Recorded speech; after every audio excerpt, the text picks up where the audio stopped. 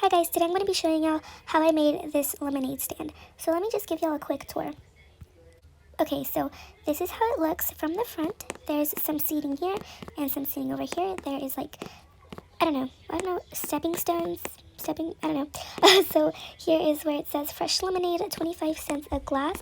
There's some sunflowers. This is where we keep the lemonade. There's a bunch of plants everywhere, pretty basic. And then you go behind the counter. And there's a bunch of lemonade down there, a blender, and a fruit bowl. So yes, I'm actually just going to get to the build right now. Alright, so I'm actually going to be doing a voiceover because it was way too loud. So like the Bloxburg music was way too loud. So the first thing I did was place the plain quarter fences down.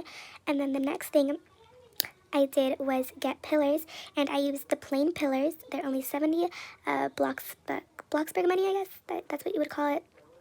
And so then, after that, I went ahead and got a roof, and the one I used was the gambrel roof. I think that's how you pronounce it. I'm not entirely sure if that is how you pronounce it, but I think. Okay, so then the next thing was I got the tables, and I used the outdoor tables for this build, and I also used the outdoor chairs.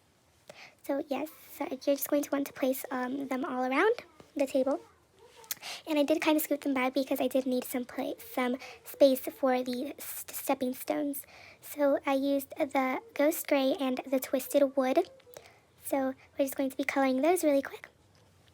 And then I went ahead and got the rustic console table. And so I just went into the smaller grid and pushed them back like that. Why did I say that twice?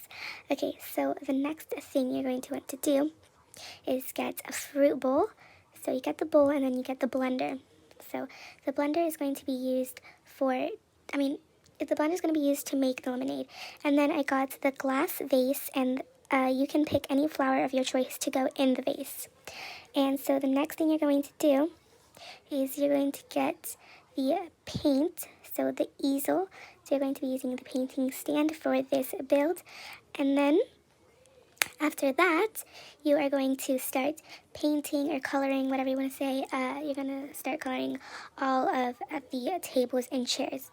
So here I did mess up. I did accidentally color the chairs yellow, but I do fix that I do fix that right now.